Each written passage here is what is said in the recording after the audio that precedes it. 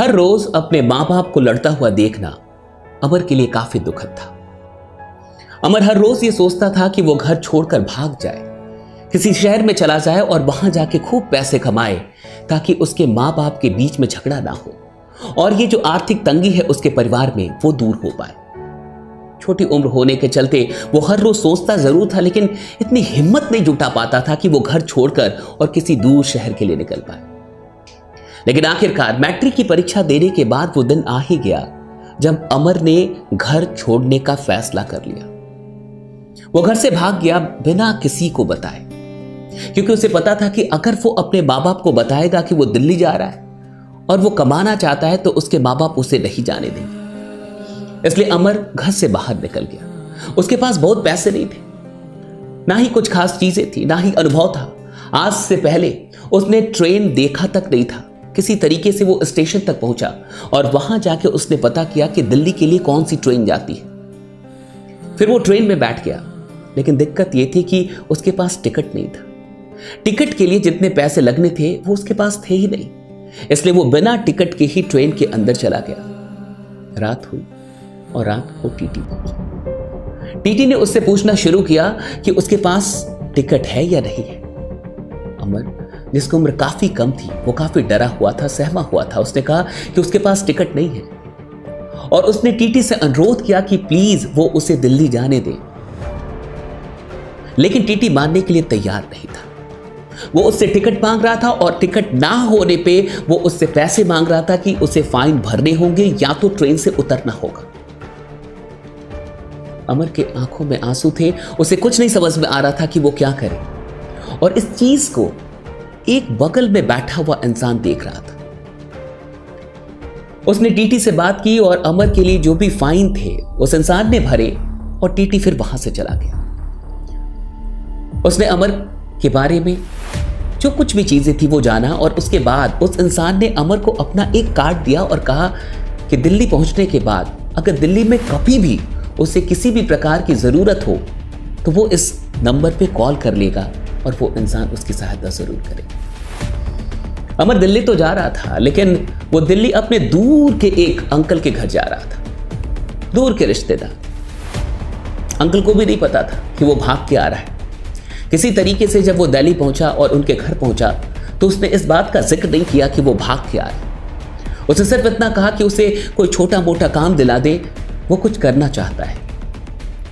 दिल्ली जैसे शहर में जब कोई इंसान किसी के घर पे आता है तो बड़ा मुश्किल है कि दिल से उसका स्वागत हो पाए।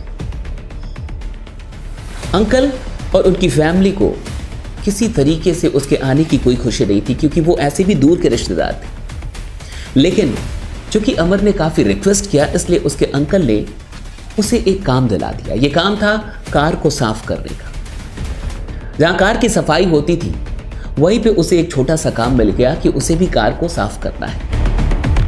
लेकिन उसके अंकल ने एक बड़ी चाल चली। वो उसे इस काम के लिए सिर्फ 1000 रुपया ही देते थे, जबकि कार वाला इससे कहीं अधिक पैसा अमर के लिए उनके अंकल को देता था।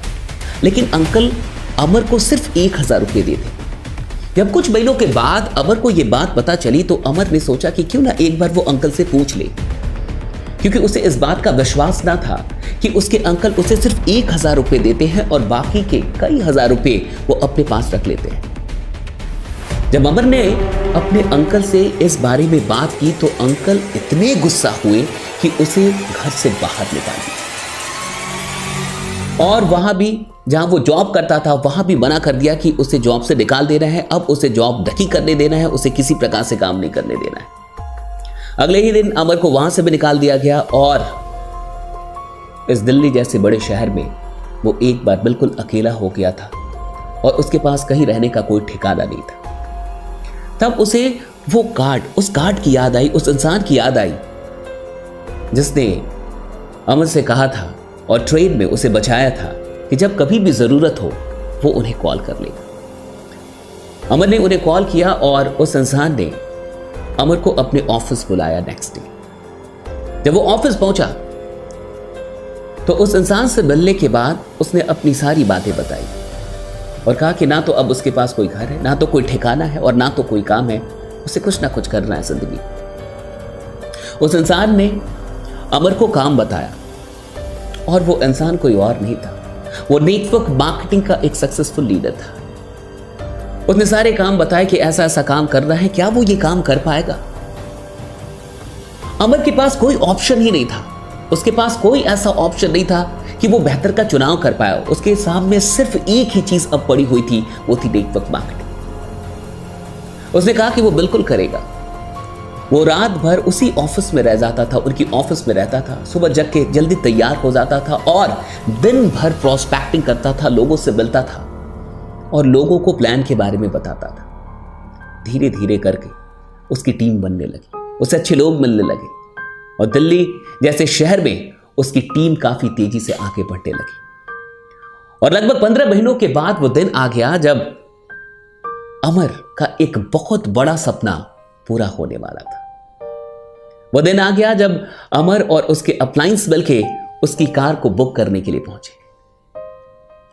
लेकिन अमर ने कह रखा था कि उसे एक खास शोरूम से ही खरीदना है और वही कार लेनी है। जब ये बातें हुई तो उसने कहा कि 6 बजे के बाद चलेंगे, सारे काम को करने के बाद शाम में हम लोग शोरूम में पहुंचेंगे। वो लगभग 6:30-7 बजे पहुंचे और उन लोगों ने अमर की कार बुक कर दी। जिस दिन कार की डिलीवरी होने वाली थी, जिस दिन उन लोग को कार लेना था, उस दिन सब लोग तैयार होने लगे। और भी लोग आने वाले थे, टीम से भी कुछ लोग आने वाले थे और अपलाइन अमर का इंतजार कर रहे थे। लेकिन जब अपलाइन ने देखा कि अमर एक अजीब से ड्रेस में आया है और अमर ने आज वही कपड़े पहने थे जिन कपड़ों को वो पहन के उस ऑफिस में पहुंचा था, उनके पास पहुंचा था, अपलाइन ने कहा ये क्या कर लिया? आज कार निकलनी है, इतना बड़ा दिन है तुम्हारे लिए और तुम ऐसे चलोगे? ये अच्छा नहीं लगेगा। और भी लोग आ रहे, तुम्हारी टीम के लोग आ रहे, वो क्या सोचेंगे? फिर अमर ने कहा कि नहीं, मुझे इसी ड्रेस में चलने दीजिए, कुछ बात है। अपलाइन ने बहुत समझाया लेकिन अमर के मन में कुछ बातें थी और उसकी भावनाओं का कद्र करते हुए अपलाइन ने कहा कि ठीक है, ऐसे ही चलो। जब सारे लोग शोरूम के पास पहुंच गए तो अमर ने कहा कि आप लोग अंदर जाइए, मैं कुछ देर के लिए बाहर खड़ा रहूंगा। और वो बिल्कुल उसी ड्रेस में, जिस ड्रेस में वो आया था, जिसमें वो बिल्कुल गरीब जैसा दिख रहा था, वो बाहर शोरूम के खड़ा हो। शोरूम के अंदर से एक इंसान की नजर अमर पे पड़ी और वो तुरंत बाहर निकला काफी तेजी में। और जैसे ही वो बाहर निकला और अमर के पास पहुंचा, उसने अमर को देखते हुए, गुस्से में देखते हुए कहा कि तुम फिर यहां पे आ गए, अब किस लिए तुम आए?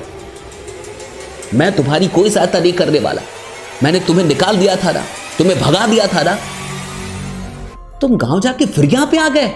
देखो, कोई ड्रामा नहीं चाहिए, कोई सीन नहीं चाहिए। अगर 100-200 रुपए चाहिए तो ये लो और यहां से दफा हो जाओ। यहां किसी को बताना नहीं कि मैं तुम्हारा अंकल हूं, मुझे कोई ड्रामा नहीं चाहिए।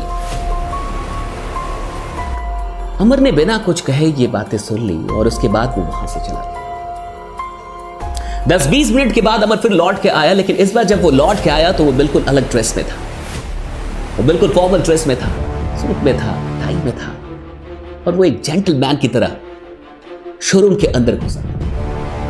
उसके अंकल उसी शोरूम में एक सेल्स एग्जीक्यूटिव थे और वो बाहर से आता हुआ जब अंदर पहुंचा तो उसके अंकल अंदर थे और वो बड़े गौर से देख रहे थे और उनकी आंखें खुली की खुली रह गई कि आखिर ये क्या हो गया। एक पल के लिए उनकी आंखों को विश्वास नहीं हुआ कि वो अमर को देख रहे हैं। फिर उन्हें लगा कि कोई बात नहीं है, हो सकता है कुछ अच्छे लोग इसको मिल गए हों और किसी और की कार निकलने वाली होगी और ये आ गया होगा। उसके अंकल को तब तक जरा सा भी ये एहसास नहीं था कि आज अमर की कार निकलने वाली है। लेकिन जब फाइनली अमर की कार निकली, डिलीवर हुई और जब अमर को सारे लोग कॉन्ग्रेचुलेट कर रहे थे, सब लोग उसे शुभकामनाएं दे रहे थे और कार की चाबी जब उसके हाथ में गई और सब वो कार पे बैठा और जब लोग उसके साथ तस्वीरें ले रहे थे, तब इन सारी चीजों को उसके अंकल दूर से देख रहे थे और वो काफी शर्मिंदा हो रहे थे कि वो अब किस तरीके से अमर को फेस करेंगे। अमर भी बिल्कुल उनको इग्नोर कर रहा था और वो सारी चीजें देख रहे थे और एक पल के लिए अपने दुख का एहसास भी हो रहा था। उनके अंदर ये आत्मग्लानि भी चल रही थी कि उन्होंने अमर के साथ ज्यादती कर दी, गलत किया।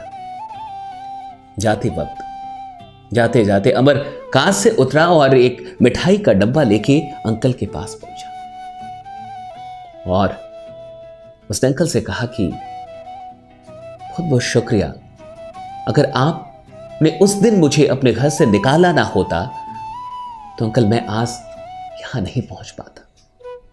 अच्छा किया आपने कि मुझे निकाल दिया, अगर आप ना होते तो मैं अपनी जिंदगी में कभी सफल ना होता।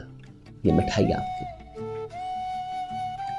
अमर के अंकल काफी भावुक थे और उन्हें एक शर्मिंदगी का एहसास भी हो रहा था, लेकिन फिर भी उन्होंने ये पूछना सही समझा कि आखिर तुमने ये सब कुछ कैसे किया। मैं इतने दिनों से नौकरी कर रहा हूं लेकिन आज भी एक कार नहीं ले पाया, आखिर तुमने महज 15-16 महीनों के अंदर ऐसा कैसे कर दिया। तब अमर ने कहा कि आपको याद है जब आपने मुझे घर से निकाल दिया था तो लगभग उसके 1 महीने के बाद, 1-1.5 महीने के बाद मैंने आपको एक व्हाट्सएप किया था और आपको एक कार्यक्रम में आमंत्रित किया था, लेकिन आपने मेरे नंबर को ब्लॉक कर दिया था और मुझे ये लिख के भेजा था कि आइंदे मैं आपको किसी भी प्रकार का मैसेज ना करूं। आपने ये कहा था कि आपको ये सारे काम पता है और इस प्रकार के कामों में आपको नहीं पड़ना है, और आपने मुझे नसीहत दी थी कि मैं गांव लौट कर चला जाऊं। अंकल मैंने वही काम किया, मैंने वही नेटवर्क मार्केटिंग की और आज मैं अपनी जिंदगी में यहां पे हूं। हाँ, मुझे अफसोस है कि आप मुझे नहीं समझ पाए। मेरे अपनाइंस ने मुझे यह सिखाया था कि सिर्फ दोस्तों को ही नहीं, जिससे तुम्हारी दुश्मनी भी हो गई है उनको भी माफ कर दो और उनको भी साथ लेके चलो। खैर, आगे क्या हुआ होगा ये आप अच्छे तरीके से समझ सकते हैं। आपको ये कहानी कैसी लगी मुझे जरूर बताइएगा, कमेंट करके मुझे जरूर बताइएगा। और मैं चाहता हूं कि इस कहानी को आप सिर्फ अपने तक ना रखें और भी लोगों तक पहुंचाएं, इसे शेयर करें। और हाँ, वैसे लोग जो नेटवर्क मार्केटिंग के आमंत्रण को या इस प्रकार के किसी भी आमंत्रण को इग्नोर कर देते हैं, मैं आपसे इतना कहना चाहूंगा कि कई बार अवसर आपके दरवाजे पे खुद आती है, लेकिन अगर आप अवसर की कद्र नहीं करेंगे तो वो आपका इंतजार नहीं करेंगे। हर चीज जो आपको खराब लगती है जरूरी नहीं है कि वो खराब ही हो। कोशिश कीजिए कि आप किसी भी चीज को बेहतर तरीके से जान पाएं, और नेटवर्क मार्केटिंग आज एक ऐसा अवसर है जो आपकी पूरी जिंदगी को सच में बदल सकती है। बने रहिए, जमे रहिए, क्योंकि आपका जीतना सुनिश्चित है। Thank you so much.